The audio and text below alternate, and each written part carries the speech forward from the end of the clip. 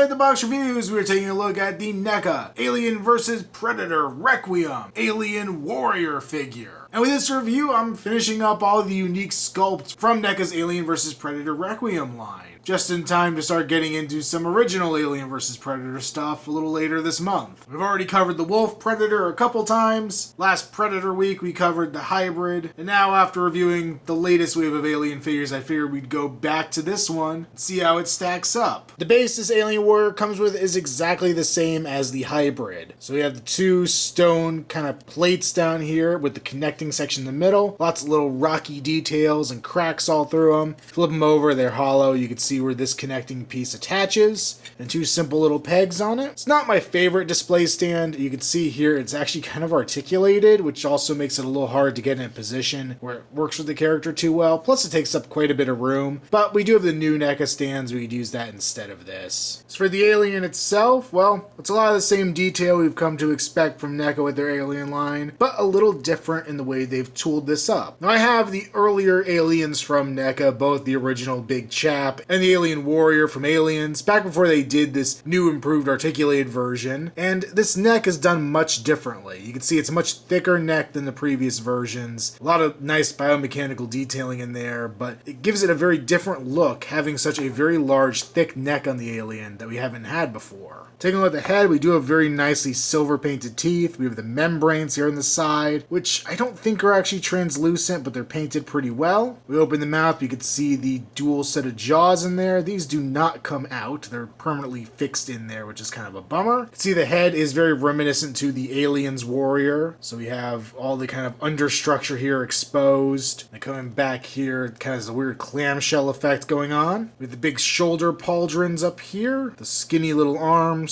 more of that biomechanical tubing looking detail going down the arm. And then the thing I find interesting here is the hands are very similar to Big Chap. We have the dual thumbs and then the two longer claws. It's kind of an odd design choice I think they made here for the film, but it's definitely unique. Going down the chest, we see it's very skeletal looking, very much like a human skeleton rather than the normal xenomorph bones. The skinny midsection down here. Flip them around to the back, we have the kind of tendril pipe pieces, looking very, very skinny and odd in this version. Once again, it's something that I think started actually with Alien Resurrection. I think it's just a touch that Tom Woodruff and his company brought on that Stan Winston and H.R. Giger didn't quite do. There is no head plate back here that comes out the middle piece. We do have a cool little spine going down the middle. You see that go down the back of this body as well. The tail, which is a big rubberized piece, very large tail on this version, which fits the movie. We have the flare here at the end, another piece that was added on. I think technically with Resurrection for this version, though the dog alien I think had something similar, but this was to actually help them swim. And then we have the spiked tip here at the end, which is pretty rounded, which is a little disappointing. Going down the legs, we have the big hip plates coming out here, more of that biomechanical detailing, which looks pretty good. The color on this Alien I haven't really pointed out because it's pretty bland. It's black with a little bit of brown on it, a little bit of brassy silver on the head and places like that, but it's overall just not exactly an appealing color. Then we come down to the feet and we get some kind of weird hybrid between the Big Chap and the Warrior foot. It's kind of the two, I guess would be a big toe on a human, two longer toes in the middle, so it just kind of has a very strange look, and we don't have a heel spike, just a normal heel on this one. For articulation, for being an older figure, the Alien's not too bad. We have a ball joint at the neck, so we can go side to side as well as up and down a pretty good range, which I'm actually pretty impressed with. We do have a hinge at the jaw that will open and shut. Doesn't quite shut all the way, but it will open pretty far. The arms are on a swivel, so they'll move forward and back. We also have an upper bicep swivel, which really breaks up the sculpt. We have a hinge at the elbow, which has a pretty good range of motion. Probably about 90 degrees, but it doesn't completely extend, but it pulls in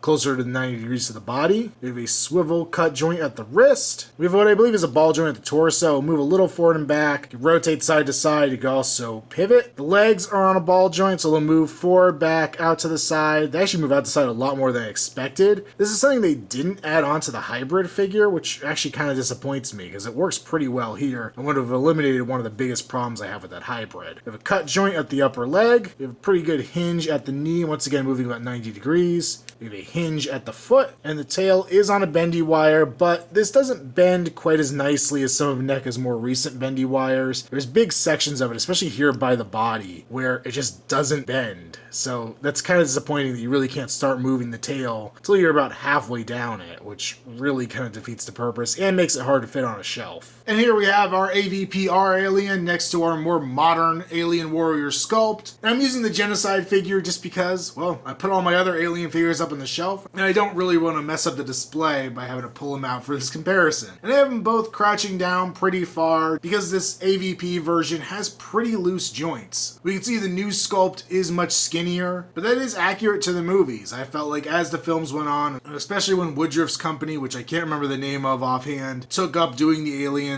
I always felt like they got a lot bulkier. So did the Predators, by that matter. I don't know if it's an aesthetic choice or a lack of skill, but there's definitely a big difference between these two alien designs. And overall with this alien figure, I like it. I'm very glad I have it, but I'm not sure if I can recommend it. Part of that, and I've come up against this a lot lately it seems, is that he's a pretty rare figure from what I can tell. I know he was really hard to find at retail, all the aliens went away pretty quick, and the Predators sat around and warmed the pegs for a long time later, plus they got reissued. And we're also sitting at this weird point in time where we know probably early next year we'll be getting new AvP aliens from NECA. I'm guessing some AvP-R versions are down the line, though I honestly couldn't tell you offhand what the difference between the two costumes are. But hey, I can't let availability and upcoming releases affect my recommendation that much. The sculpt is pretty nice. It's not nearly as good as NECA has got. Their sculpting has improved leaps and bounds since this figure first came out. Their articulation has gotten a lot better. But as a simple statue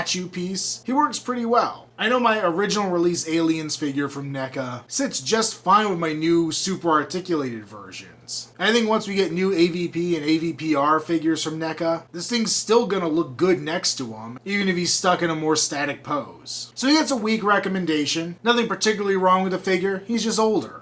Make sure you check me out on Instagram, username Outside the Box Reviews. Also follow me on Facebook, link below. And until next time, it's been another Outside the Box Reviews. And I keep ending these with aliens quotes, so what am I supposed to say now? These reviews weren't made for our world, Miss Yutani?